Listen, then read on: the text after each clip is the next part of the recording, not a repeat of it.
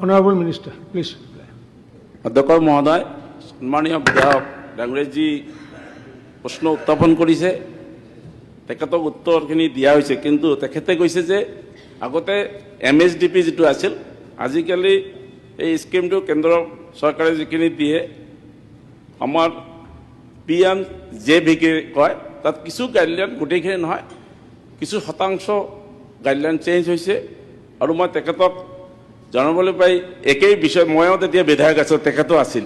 Residential school Golganj সমষ্টি হৈছে, আপোনাৰ সমষ্টিতো হৈছে, আৰু এই ৰেচিডেঞ্চিয়েল স্কুল কেইখন ইতিমধ্যে আন্তঃগাঁথনি সম্পূৰ্ণ হৈছে, কিন্তু তাত ছিষ্টেমটো বনোৱাৰ কাৰণে বিভাগীয় শিক্ষা বিভাগৰ মন্ত্ৰী মহোদয়ৰ লগত কথা পাতিছোঁ, আৰু বিষয়টো তেখেতে বিভিন্ন সময়ত বিভিন্ন টীম তাত অবজাৰভেশ্যন কৰিছে। কেতিয়াবা আমাৰ কেন্দ্ৰীয় বিদ্যালয়ৰ টীমো গৈছে, কেতিয়াবা আমাৰ ডিফেন্সৰ টীমো গৈছে। গতিকে সেইখিনি আমাৰ অতি সোনকালে কাৰ্যক্ষম কৰাৰ কাৰণে ব্যৱস্থা লোৱা হ'ব। গতিকে যথেষ্ট এইটো বিষয়টো কাৰণ ইনফ্ৰাষ্ট্ৰাকচাৰ সম্পূৰ্ণ হৈছে, গতিকে অতি সোনকালে হ'ব বুলি মই আমাৰ শিক্ষা বিভাগৰ মন্ত্ৰী মহোদয়ৰ লগত মই কেইবাবাৰো কথা পাতিছোঁ।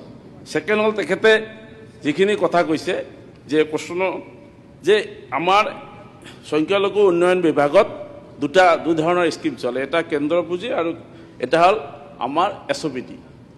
কেন্দ্ৰীয়ভাৱে যিখিনি দিয়ে তাত আমাৰ বিভিন্ন আন্তঃগাঁথনি কৰা হয়, আৰু তেখেতে যিখিনি প্ৰপ'জাল দিছে, প্ৰপ'জালখিনি আমাৰ জিলা কমিশ্যনৰ পৰা আমি নিড বেছ প্ৰপ'জালখিনি লৈ আমি পৰৱৰ্তী দিনত এইখিনি আমি ইমপ্লিমেণ্ট কৰোঁ।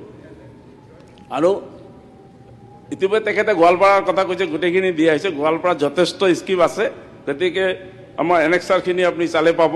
আৰু যি ৰিক্সাৰ কথা কৈছে, গোৱালপাৰাত হাইয়েষ্ট দিয়া হৈছে। গতিকে আমাৰ আৰু চৰ উন্নয়ন বিভাগৰ যিখিনি আমাৰ আইটেম আছে, আমাৰ গোটেই আমাৰ এখন চৰ ডেভেলপমেণ্ট আমাৰ বোৰ্ড আছে, তেখেতসকলে সেইখিনি চিলেকশ্যন কৰে আৰু পৰ্যায়ক্ৰমে দিয়া হয়। Supplementary. ছাৰ, ই ৰিক্সাৰ কথা যিটো ক'লে, সংখ্যালঘু কল্যাণ উন্নয়ন বিভাগৰ দ্বাৰাই সমষ্টি ভিত্তিত কোনো ধৰণৰ আঁচনি গ্ৰহণ কৰা নহয়।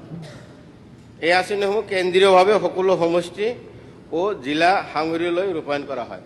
একচুৱেলি ছাৰ, আগত ব্লক লেভেল এটা কমিটি আছিল, স্কিমবিলাক ব্লক লেভেল কমিটি লৈ ডিষ্ট্ৰিক্ট লেভেলত দিছিল।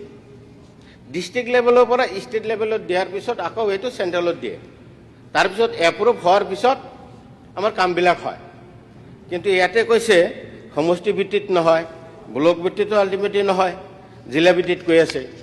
যে সেইকাৰণে মই সুধিছোঁ যে ব্লক লেভেল ভিত্তিত যিখন কমিটি আছে, য'ত স্কিমবিলাক লয়, সাধাৰণতে আমি যিকোনো স্কিম লওঁ, মই গাঁও সভাৰ পৰা লওঁ। ঠিক আছে। গতিকে এই জিলা ভিত্তিত যে ক'লে, ব্লক ভিত্তিত যিটো আছিল সেইটো নোহোৱা কৰিলে নে এতিয়াও আছে? আৰু যদি আছে, যে ব্লক ভিত্তিৰ পৰা ব্লকৰ পৰা আমি যিখিনি স্কিম পঠাইছিলোঁ সেইখিনি কৰা হ'ব নেকি? ইতিমধ্যে কৈছে যে আমাৰ আগতে যিটো MSDP আছিল, এই স্কিমটো আমাৰ যিটো আমাৰ PMJBK আঁচনি হ'ল, সেইটোত আমাৰ ব্লক ভিত্তিক কমিটিখন আছে। ব্লকৰ পৰা প্ৰপ'জালখিনি আহি জিলা এখন স্ক্ৰিনিং কমিটি আছে, তাৰ পৰা প্ৰপ'জালখিনি আহে। গতিকে সন্মানীয় বিধায়ক ডাঙৰীয়াৰ লগতে সকলো বিধায়কক ক'ম যে আপোনালোকে ব্লক আৰু জিলাত আপোনালোকে নিজৰ যিখিনি দৰকাৰ আছে সেইখিনি আপোনালোকে প্ৰপ'জাল যাতে আমালৈ পঠিয়াই দিয়ে, নিশ্চয় কাম কৰি পৰৱৰ্তী দিনত কৰা হ'ব। নুৰুল হুদা। মাননীয় অধ্যক্ষ মহোদয়, MSDB বৰ্তমান হ'ল PMJKB। 2018 চনত 2018 চনত যিবিলাক স্কিম লোৱা হৈছিলে, সেই স্কিমবিলাক প্ৰায়বিলাক স্কিমে আধৰুৱা হৈ আছে, সম্পূৰ্ণ নহ'ল। এই বিষয়ে আগতো আলোচনা হৈছে। আমাক কেন্দ্ৰীয় চৰকাৰে 90% ফাণ্ড দিয়ে আৰু ৰাজ্য চৰকাৰে 10% ফাণ্ড দিয়ে। কিন্তু জনামতে কেন্দ্ৰীয় চৰকাৰৰ পৰা 90% ফাণ্ড পাইছেনে, আৰু ৰাজ্য চৰকাৰে 10% ফাণ্ড দিয়াৰ ব্যৱস্থা কৰিছেনে, এই কথা জানিব বিচাৰিছোঁ। একেলগে মেহবুব মুক্তাৰ, তেখেতো একেলগে কওক। সন্মানীয় বিধায়ক ডাঙৰীয়া যি আৰু এটা আছে, একেলগে কোৱা, সময় নাই। মেহবুব মুক্তাৰ। মাননীয় অধ্যক্ষ মহোদয় আৰু উপস্থিত সন্মানীয় সদন, মই যোৱা 7 তাৰিখে আনিছিলোঁ এই সংখ্যালঘু কল্যাণ আৰু উন্নয়ন বিভাগৰ মন্ত্ৰী মহোদয়ৰ পৰা উত্তৰ বিচাৰিছিলোঁ। মোৰ প্ৰশ্নটো আছিলে এইটো, বিগত 5 বছৰত PMJBK বা অন্যান্য সংখ্যালঘু উন্নয়ন আঁচনিৰ অধীনত ধিং সমষ্টিত কি কি আন্তঃগাঁথনিমূলক প্ৰকল্পৰ অনুমোদন হৈছে কিন্তু উত্তৰত মন্ত্ৰী মহোদয়ে মোৰ 5 বছৰৰ উত্তৰ নিদিলে মোক আশ্বস্ত কৰিব পৰা নাই 2020লৈকে উত্তৰ দি থৈ দিলে কিন্তু মোৰ উত্তৰটো বিচাৰিছিলোঁ মই যোৱা বিগত 5 বছৰৰ কিন্তু এই বিষয়ে মই মাননীয় মন্ত্ৰী মহোদয়ৰ পৰা উত্তৰ বিচাৰিম মিনিষ্টাৰ ৰিপ্লাই প্লিজ সন্মানীয় আমাৰ নুৰদা ডাঙৰীয়া যিটো কৈছে যে আমাৰ এতিয়ালৈ কমপ্লিট হোৱা নাই পৰ্যায়ক্ৰমে কেন্দ্ৰৰ পুঁজি আহিছে আমি পুঁজিখিনি জিলাৰ যিখিনি ডিমেণ্ড আছে সেইখিনি আমি ডিমেণ্ড হিচাপে পঠাই দিওঁ গতিকে বেছি নাই 10% আমাৰ বাকী আছে গতিকে অনাগত দিনত আমাৰ যিখিনি পুঁজি আহিব নিশ্চয় আমি সেই পুঁজিখিনি পঠাই দিম আৰু তেখেতে মোক এটা কোৱেশ্যন কৰিছে যে কোৱেশ্যনখিনি সম্পূৰ্ণ পোৱা নাই ব্যক্তিগতভাৱে মই আহিব মই গোটেইখিনি আপোনাক ডিটেইলছ দি দিম